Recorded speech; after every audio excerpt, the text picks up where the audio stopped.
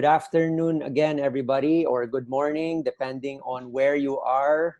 For this particular webinar, we're going to, of course, be talking about a different topic. Hopefully, you guys enjoyed the last webinar we did about resilience of the real estate sector, and we had a very good discussion there with some of our panelists. So this time, I think we decided to have a discussion more on technology, because as you remember in our last webinar, there was a lot of discussion by our panelists on the obviously the importance of digitizing your business in how post-COVID scenarios will play out. And obviously, given that social distancing and all these other restrictions will become a new normal for all of us, if not most of us, then definitely, how do you improve your business? How do you continue to sell? How do you continue to market? And basically just do normal everyday business routines if, you know, social distancing will be a part of life. So today, obviously, since technology is the topic, we wanted to invite someone from the technology world. And we are very lucky to get him because he's a very busy guy. And he works for one of the largest technology companies in the world. I'm sure many of you have heard of Facebook. And if you're expecting Mark Zuckerberg, no, we were not able to get Mark Zuckerberg today, but we were instead able to get someone from Facebook Philippines, definitely, who was very nice to join us today and share with us some of the latest tips and some of the latest things that they're now seeing happening as we lock down, as the whole world locked down. They're going to be he's going to be sharing some of these tips with us today. And also, if you're a business owner, or if you're in the real estate world, or if you're a seller out there, regardless of what you're selling, whether it's real estate insurance or anything else, perhaps he will be able to share some topic with us today about, you know, how to make life easier in a world where social distancing and so many other restrictions are going to be part of life. So without further ado, I'd like to introduce our esteemed guest for today.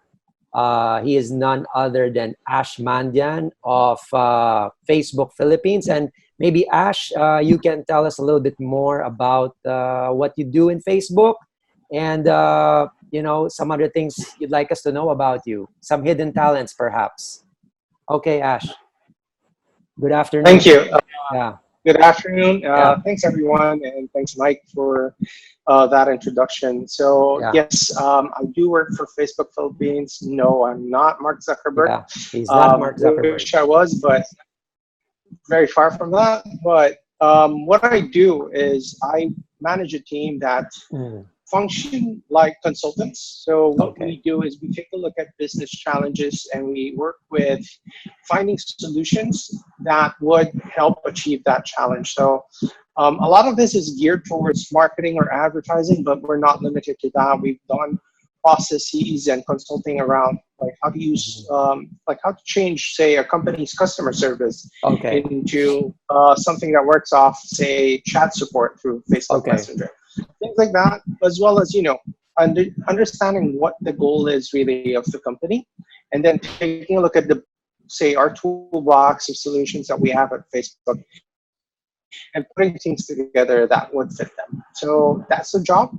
Prior to that, I used to work for a different type of tech company. I used to work for Lazada. I headed operations for the Philippines, and it's been good to be working in a very growing spectrum of industries in terms of both from e-commerce to digital marketing to a mix of both, actually. And I think that we're fortunate to be living in an age where these options are there, considering that assume COVID-19 happened probably 2 decades ago, it'll be a lot tougher than it is today. So fortunate that we're here. Yes, absolutely. I mean, We've seen almost all industries affected, right? We've seen almost all industries affected by this lockdown or this virus. So definitely, as you mentioned, technology is going to play a very vital role, and it has been playing a very vital role in business continuity. And of course, given that obviously Facebook and like I think even the guys you previously worked with, right, Lazada. I'm pretty sure you are one of the industries that are still very much operating today, and maybe you are affected, but it's great that you are offline, or rather you are online, and you're able to tap into so many different customers' needs. Now, for example, Ash, like we in the real estate world, obviously we may not be as built for that kind of operation, and definitely now we're finding ourselves more reliant on technology. And some of us are even scramming, some of us in the industry even scramming to put together some sort of business continuity plan, because this thing just really took everybody by surprise.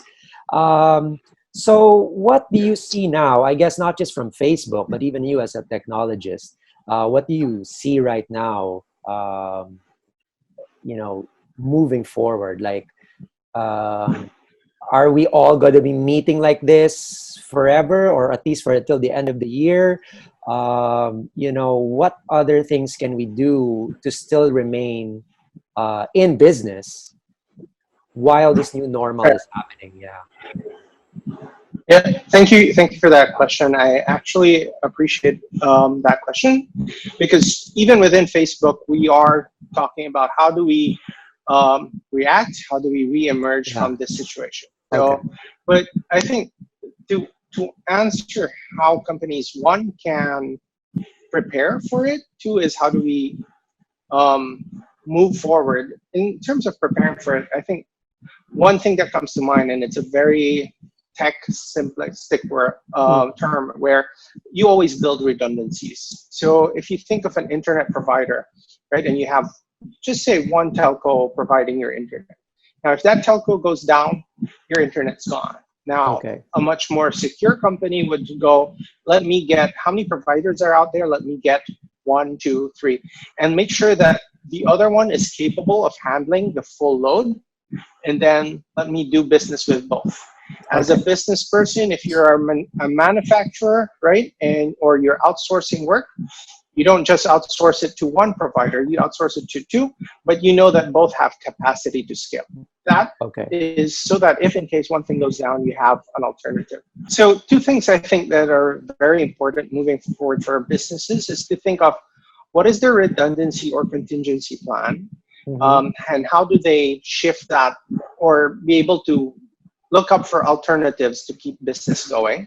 The Okay. second is have a plan on how to respond and react. And Facebook looks at it in sort of how do we react, and then how do you re-emerge from every situation, right? Hmm. So I think that is generally the gist of the whole point, where Hmm. make sure you have alternatives, but in spite of that, if those don't work, you have to have a plan on how to work things if these contingencies or your main process fails. Okay. Okay, so what I got from you there was really definitely, which is, I mean, I think most companies and especially the larger corporations, they put in place something like a business continuity plan, right?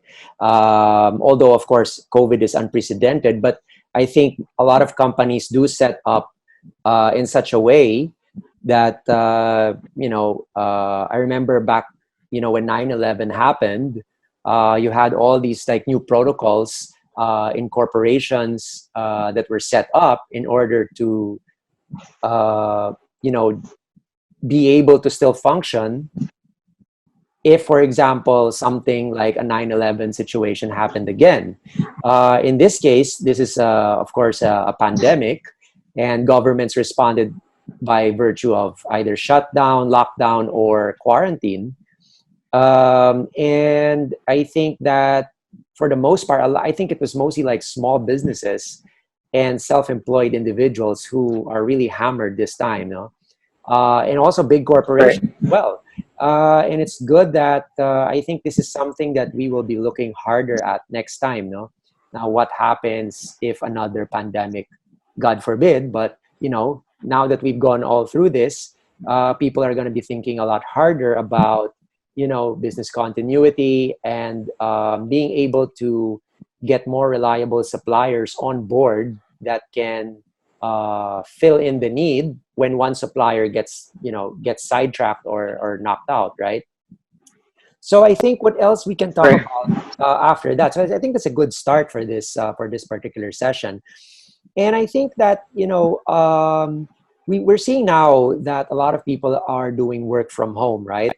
So uh, definitely technology and companies like Zoom have become more prevalent, more in use. Do you think that this is going to be, this is going to be how things will work out in the next few months? Are we really just going to be meeting like this? Although personally, I've enjoyed doing meetings this way. But do you think more of this will happen as opposed to less? What are your thoughts on this? So sorry, I lost the last few seconds, but if I got you correctly, Yeah, the main question was for products like how will things continue moving forward? I think yeah. the answer is simple. There will be a part that will revert back to how Mm-hmm. things were, right? Mm-hmm. However, things will change and has forever been changed by this situation.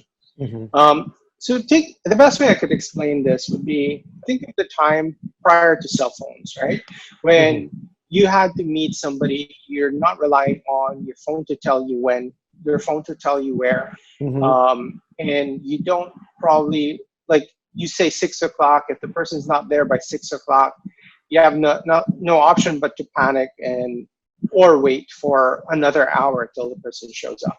Nowadays, 6:05, you're messaging them and you have clear updates as to what's happening and the new ETA, which is probably an adjustment to 6:15 because of traffic or whatever. So things change and use of technology enables that change. And so what I'd like to point out is, yes, solutions like Zoom will definitely be in use.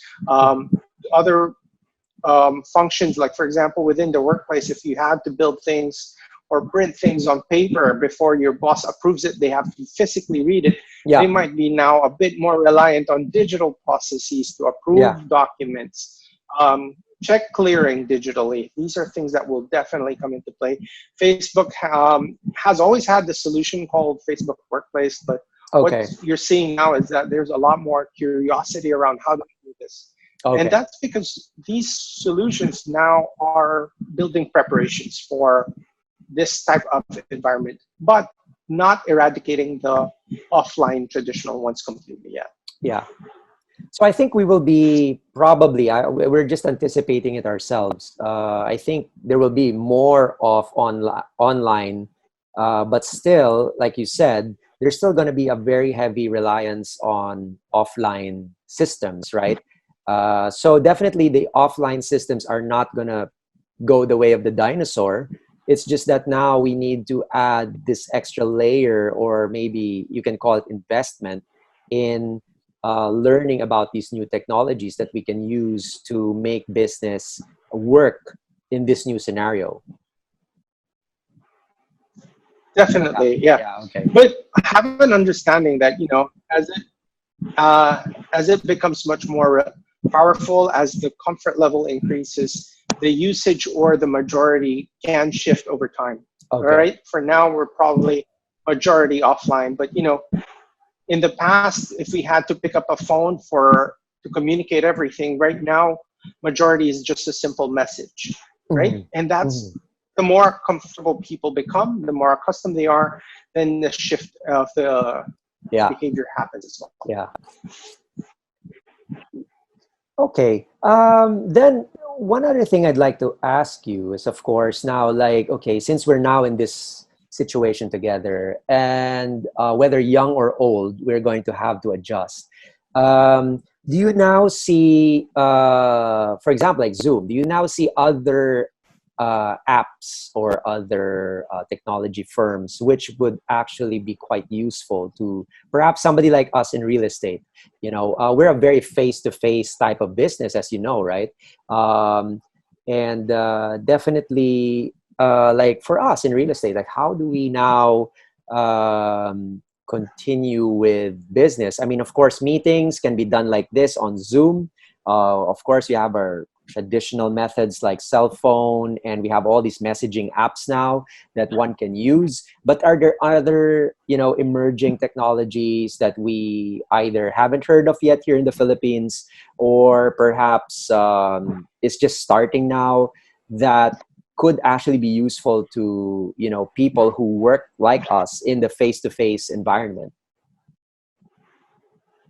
Now, yeah, I think Yeah. a great question, and I think change will eventually happen as, Mhm. say, the community grows, as the people, like the younger generation, starts earning, then their behaviors will also adjust to that. And what I'd point out is what you'd see, for example, on the point of Zoom, I think that yes, there will be more Mhm. solutions because there's opportunity. So you'll have companies come up and say, here are alternatives, here's improvements. You'll probably see established companies like Microsoft come in and say, okay, this is our version of it, and maybe it's better.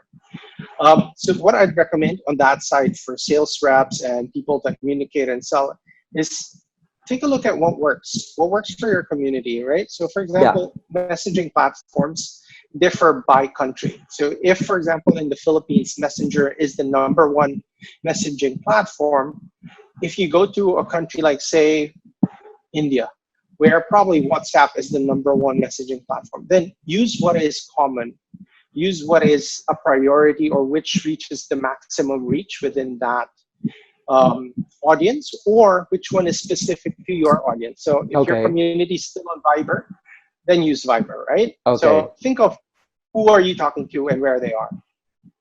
But for businesses, I think they will be more concerned on security. So that's something that a business has to decide on their own after evaluating the risks, the security provided by these platforms. But as a sales rep, publicly, think of where your community is and talk to them there.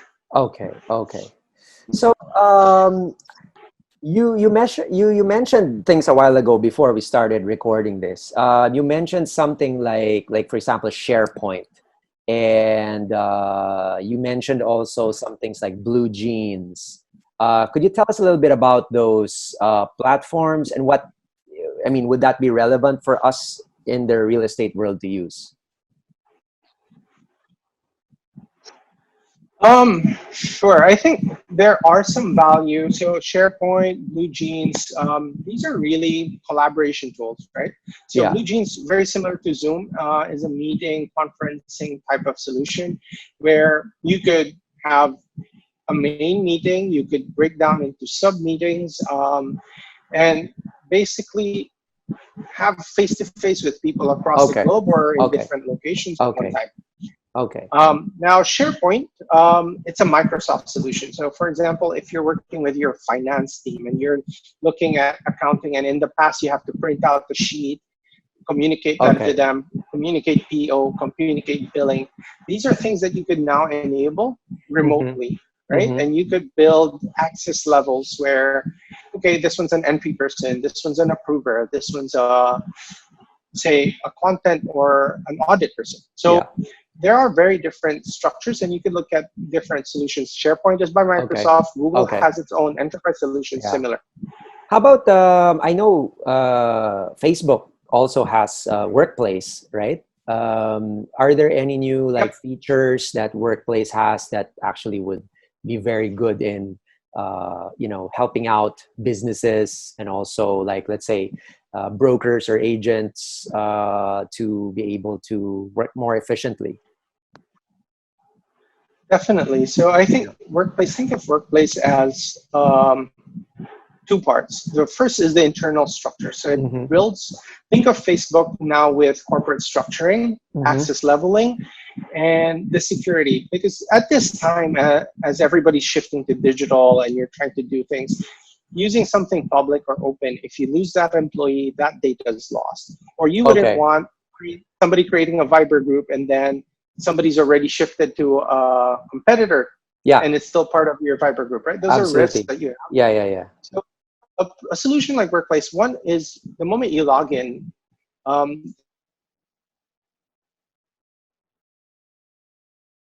Hello?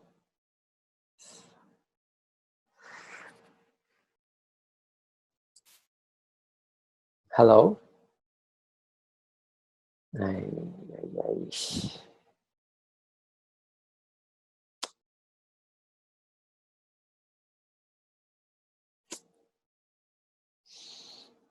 Wala na naman. So, do you think there's like other like emerging technologies that we could use? I mean, these are mostly like communication tools, but what other perhaps platforms out there could we make use of, which maybe are not communication related? Like, for example, I know there's going to be a lot of uh, people who may not be able to pay, like the usual way. Um, would there be some new technologies now that we could use apart from the online banking platforms out there? But is there like one or two platforms or companies that we could be using? a lot of strides towards better technology, better reliance on technology. So what you're saying is that Hmm. you saw transport change, right? With Yeah, Grab, with Uber coming in, you saw yeah, payments starting to change with Alipay, with PayMaya, Gcash coming in as solutions to transfer and manage your wallet.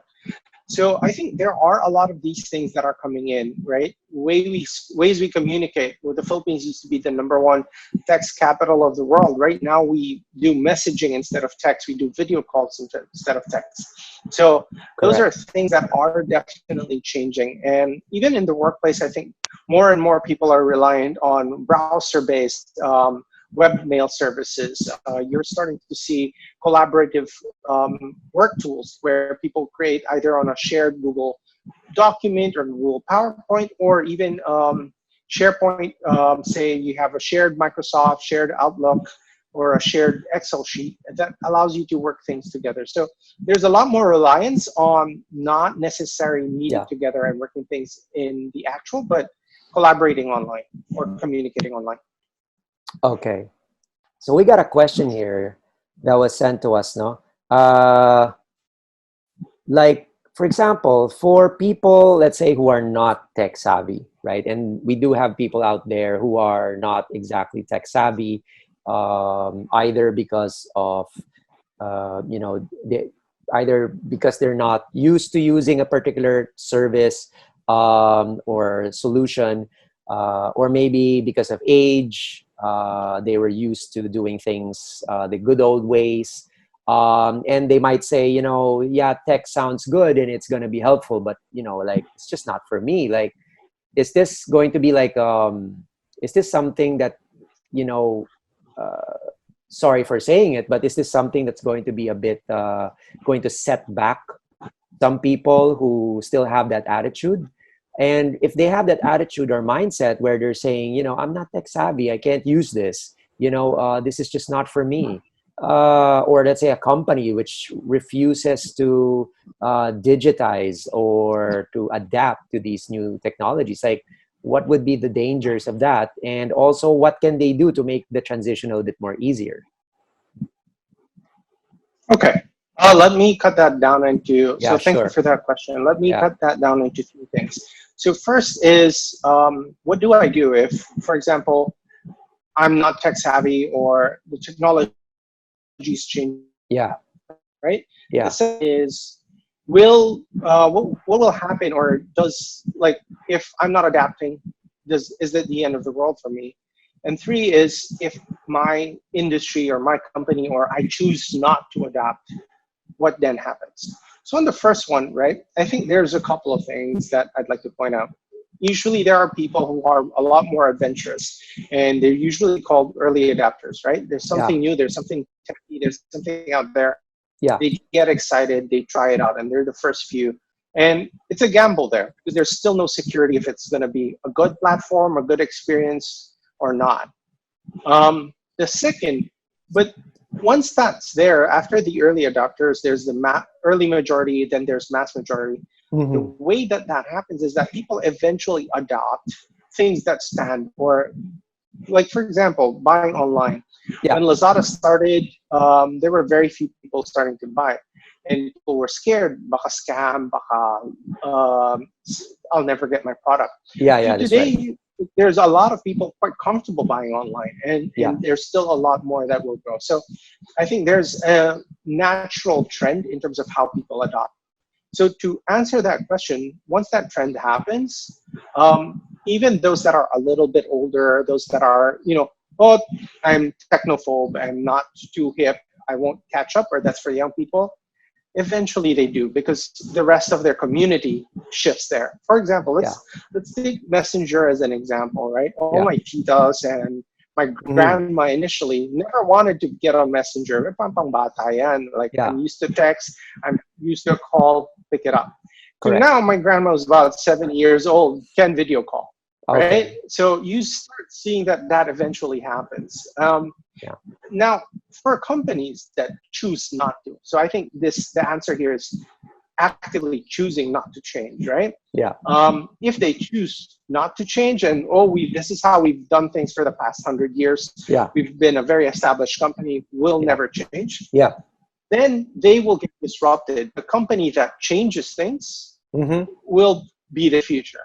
So let's give an example. For example, let's just use um, say automotive sales, like, Yeah. right, let's use the example of Grab or example of Uber. Yeah. In the past, every family or every person must have a car. In the Philippines, you needed two pang coding, right? Yeah. Yeah. Yeah. To where it is today, where what, maybe I just need one car because on coding days I'll take a Grab. Yeah. Or you have the younger generation thinking, over 5 years, how much will I spend on Grab versus how much will I spend to buy a new car? Do I really need it? Correct. That type of disruption happens. And for the car company, that's loss in sales. Because before, you're going to look at what's the population of a person over 25, Yeah. and definitely I have to sell one car to them. To today, that's not your full market anymore. It's just a Mm-hmm. fraction of that. So Mm-hmm.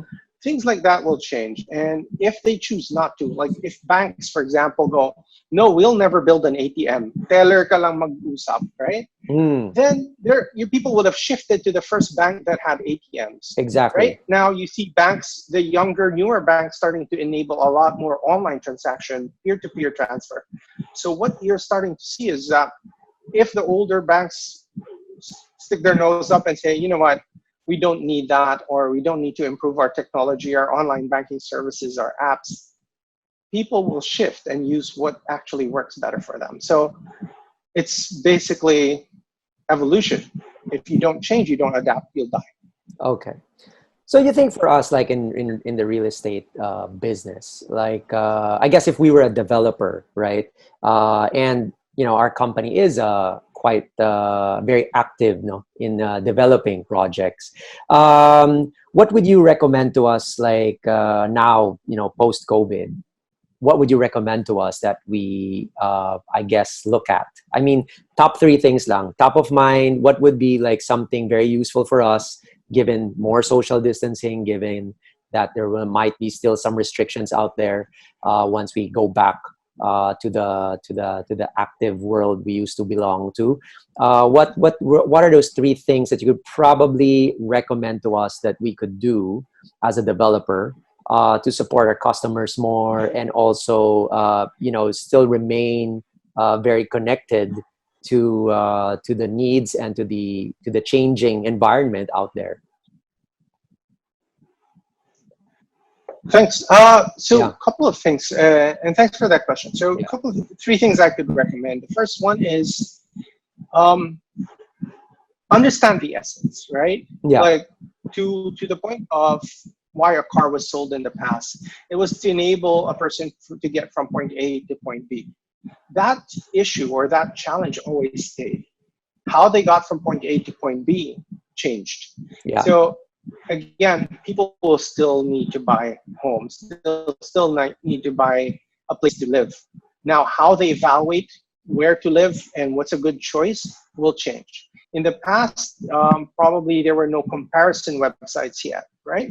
But nowadays, if I was looking at a condo, I will look at online reviews. I will look at feedback in terms of Okay. the quality, the pricing, the location. So, one, think of what is it that matters to them, and make sure that you're able to still communicate that information, even Mhm. if before you needed to meet the person face to face over a cup of coffee. You could probably shift that into a message. You could shift that into an ad format that's digital. When you used to get leads and you used to ask for a physical calling card, maybe you could shift that to an online form where people just put up their information and the best time to call. So one is understand what it is that they're looking for and find a way to still deliver that, even if the medium changes, right? So they will still look for something, mediums will change, but the product that they're looking for is still the same. The second thing that I would recommend is that adopt to how you understand their needs. I think in the past, a lot of times people tend to sort of build up a script or build up a way to communicate or pitch a product, and then this is my 5 steps to close, hypothetically. But then understand that there is a change in dynamics. The needs or the basic needs or priorities shift. So you have to reevaluate what is the current priority, right? And once those priorities change, you should have to adopt your pitch, right? If their challenge in the past was, oh, luxury, space, Yeah. now you're looking at what maybe accessibility to basic needs suddenly become a priority. After experiencing a lockdown where you can't go to the next town, suddenly you're looking at what does my community provide? That's just a rough example. I'm sure that you guys could think of better ways to do that, but make sure that you evaluate the needs. I think that the needs will have changed, and then you have to re-emerge and adapt to the new need. I think the second part. The third one, I think, is still don't forget to be human. I think in every experience, what we thought is, and once you build or transform that human connection, then people will still connect. I'll give you an example of that, right? Okay. So there's this seller right now. We're talking about it internally in the company because a fishmonger in Thailand has basically had nobody coming into his market to buy the fish. What he did is he basically got on Facebook Live and he became like a micro celebrity selling his fish every morning and Okay. people buying it off through Messenger, Okay. Okay. right? But if you think of that, a palenque, a fishmonger, right? There's a personality into their transaction. You try to trust people, and seeing that person, understanding what he's talking about, telling you that it is fresh, showing you how it's fresh, suddenly builds that reassurance back. And if you think of the Philippines, we're very much like that as well. In the Philippines, people interact. When you're selling something, I remember being frustrated when I used to sell in Lazada, or we were selling in Lazada. Mm. Prices were there. And in the US, you see a price 50% off, $300, buy it now. Mm-hmm. The behavior is click, add to cart, checkout. In Okay. the Philippines, the price is there. Mm-hmm. Guess what a Filipino would still do? Okay. What How do they do? much? There's still a comment of how much po. Yung ano, di And ba? why? HM, how much? How much? Yeah, Yeah, yeah. yeah, yeah. That's I But see that a lot of basically, time. Yeah, they yeah, want yeah, to yeah. build a connection, right? They Yeah. start building things like bro or sis. They talk to you in a very familiar way because they want to feel the human behind the seller, right? Mm-hmm. And if you could still bring that forward and you could say, hey, this is me. You could trust me as a person. I'm not going to lie to you. I'm not going to scam you. And once you could build that trust until it gets more comfortable, then that's very essential. And you could still build that trust even if it's a virtual experience, right? What Yep. the communication you had over coffee that Yep. broke down the trust, made them know you're a real person. Yep. You could just transform that into something digital and they will still trust you.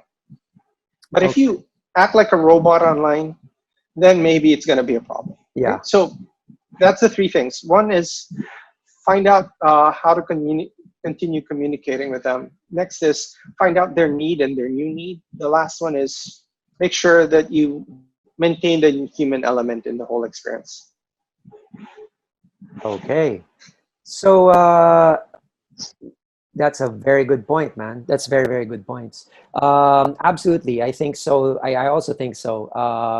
Like mostly before, people, when they would send messages either by email or by, uh, WhatsApp or whatever they used, it would sometimes, and I would also get these kinds of messages as well because I mean, I don't know how people get people's numbers, right?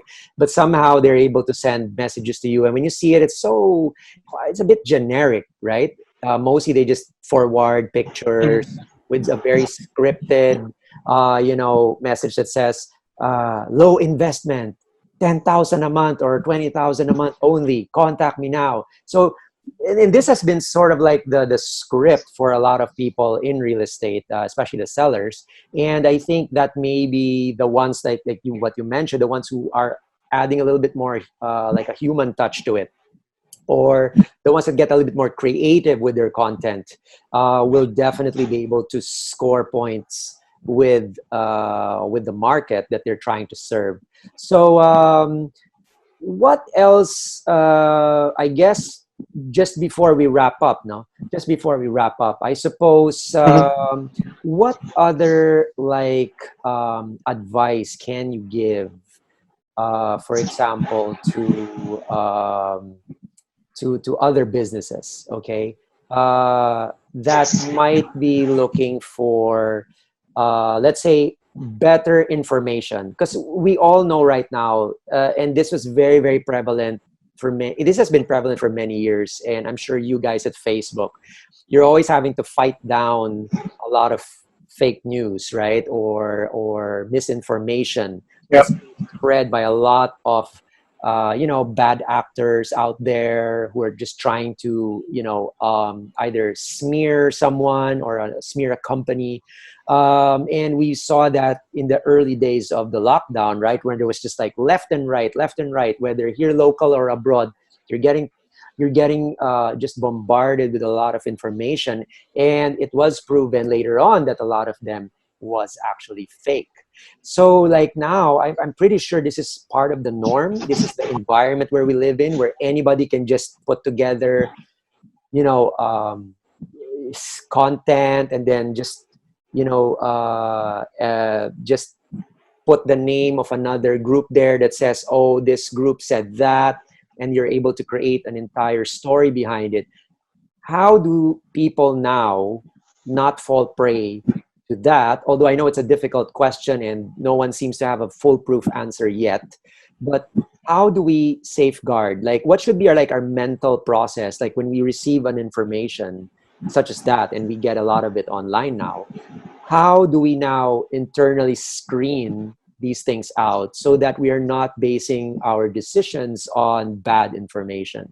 Thank you for that. I'll divide that into two parts, right? Yeah. What do you do if you're the communicator, you're the brand, you're the advertiser, or you're the business, right? And then the Yeah. second part is what do you do as a consumer? How do you sift through all the information out there, and how do you know which one's the right one? So I think the first challenge is for the communicator. A lot of companies are scared of, say, their consumers or their users start to lash back. Like for example, I've encountered companies like banks where they disable commenting on their Facebook page. They don't want their consumers to comment because minsan puro complaints, right? Yeah, that's right. But by running away from these things, right, and by not showing up, it doesn't mean that the person is satisfied. You're just hiding from this person. It's like you're hiding in your office. This person's gonna try and call you, and you're avoiding it. Yeah, So correct. what will a normal person with an issue do? The normal person with an issue, if I had an issue with my bank, I will try to email them. I will try to Okay. call them. And if they are not answering me on Facebook, I'll go on Twitter. I'll go on Instagram. I'll try to communicate or reach out to them in every way possible. And Yeah. what the problem there as a business is, sometimes if you don't have all these networks integrated, Mm-hmm. you'll be dealing and you'll think, na, oh, I have 10 problems. When you have one person using 10 different channels, tumawag na, nag-email pa, nag-Facebook post pa, and everything else, just because you're not responding in time or Yeah. not communicating with them. Correct. So I think the first one is business should step up and come up front. If you're a business and you have something to say, or your customers are looking for an answer, you have to provide it. And Okay. provide it in a timely manner. Okay. Right? It's not like, oh, we have a challenge and then, oh, papa-approve pa namin kay SVP, kay VP, kay President, and 3 Okay. weeks later, you have a company announcement. 3 weeks later, they've seeked or assumed an answer before you even came up with one. So come up front, give people a channel, and let people or direct people to the right channel. So if you have all these channels open, tell them, please go to X channel and we will resolve that issue there, right? But have that process in play.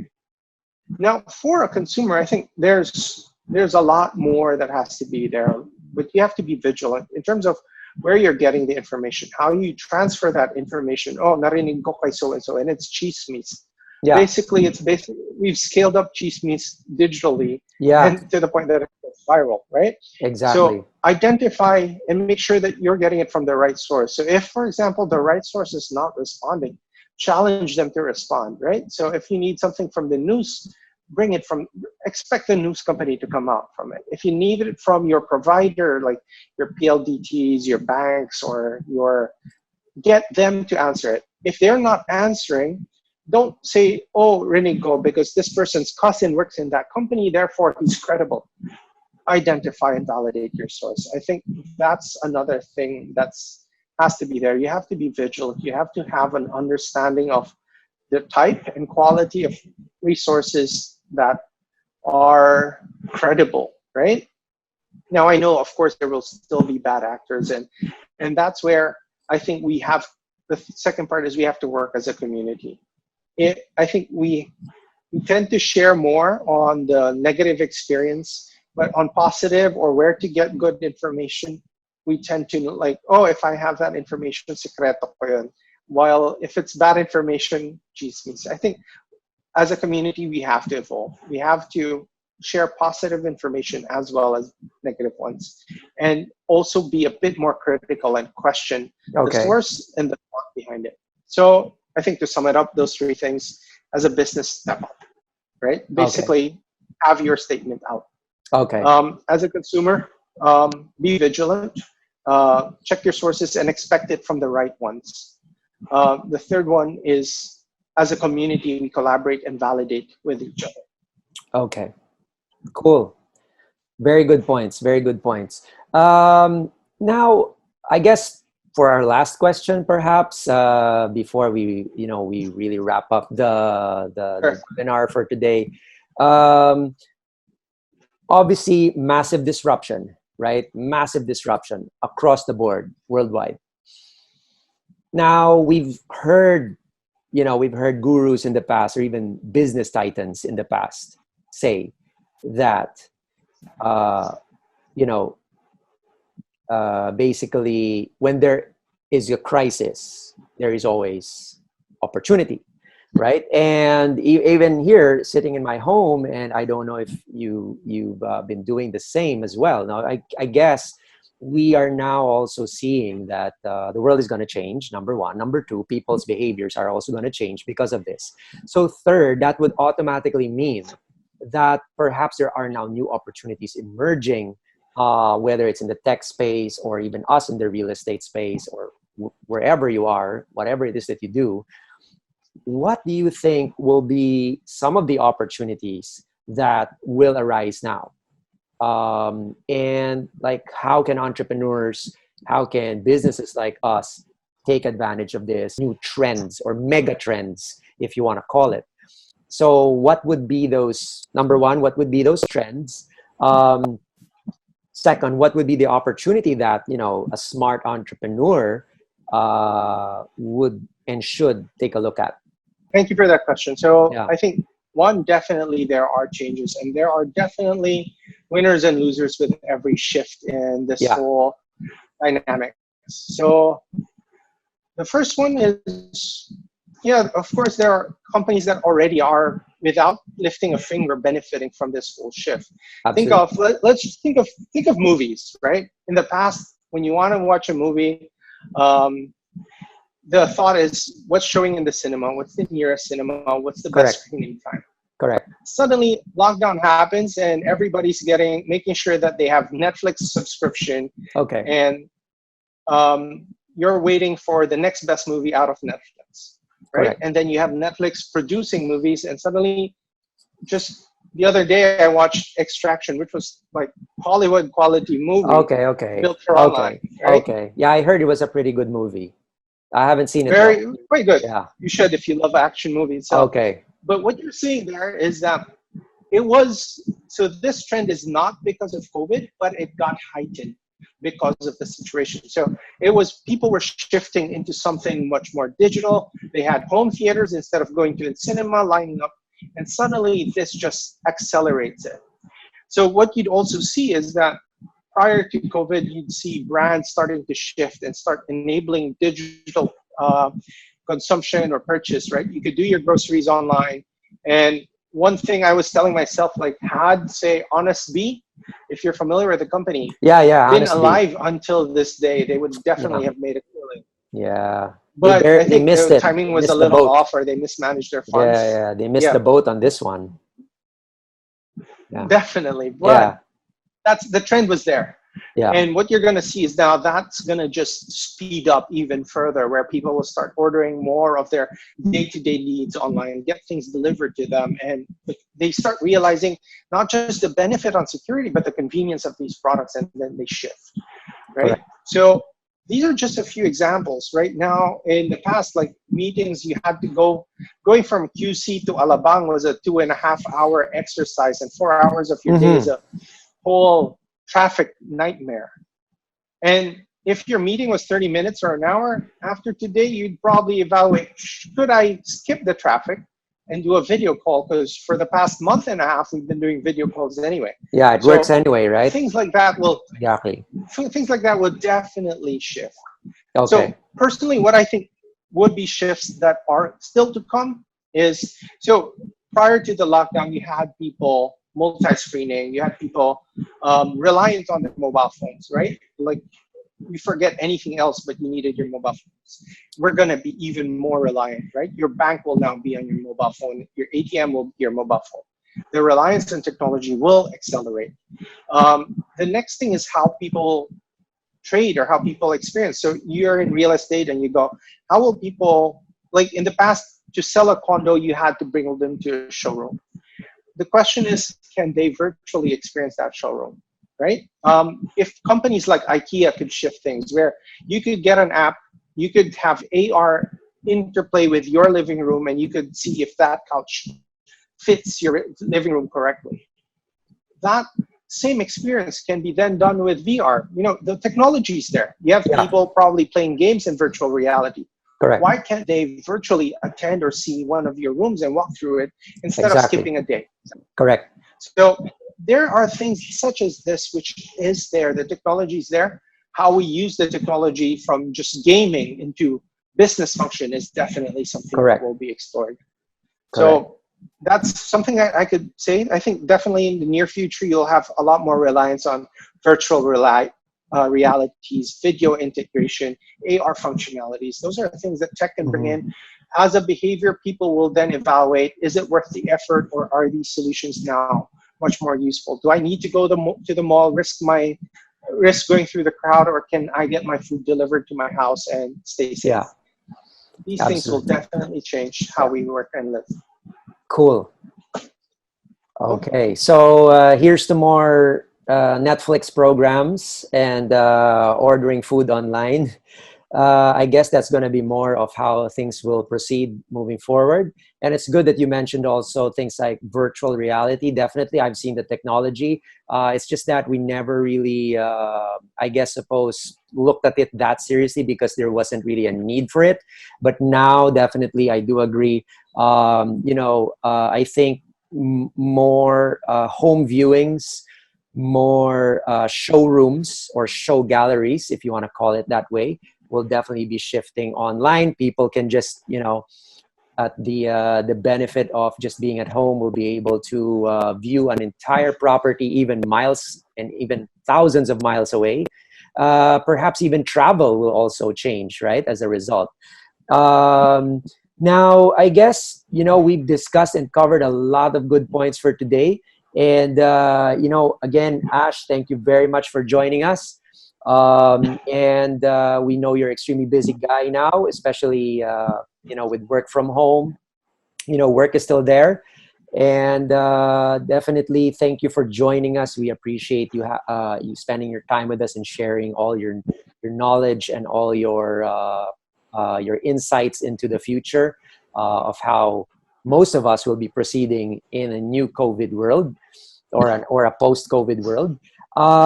And again, to all our viewers right now who are tuning in and who are listening to all these things we've been talking about with Ash.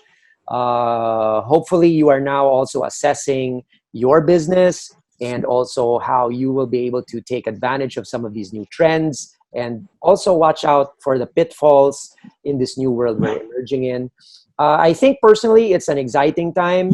Obviously, it's been hard on a lot of people, but I think that we will come out of this much stronger.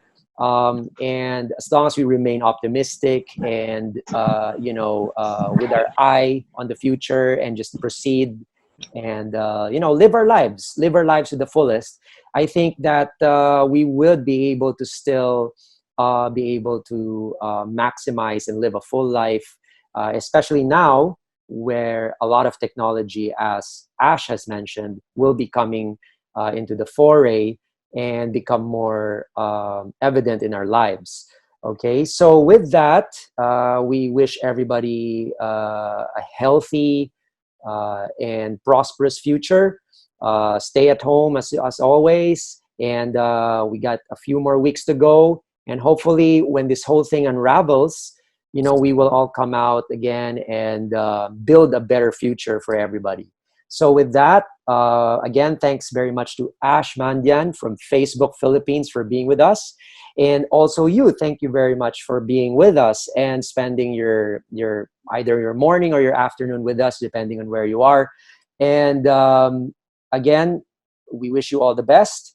And stay tuned again for another session of Anchorland Real Talks. We are going to be with you again in the next few days, in the next few weeks. And we're going to be building some interesting content for you that you can use during this time. And also, how do you go from here on out? So again, this is Michael Arroyo, Marketing Head of Anchorland. And I thank you very much for spending the time with us. And we wish you all the best as always. Thank you.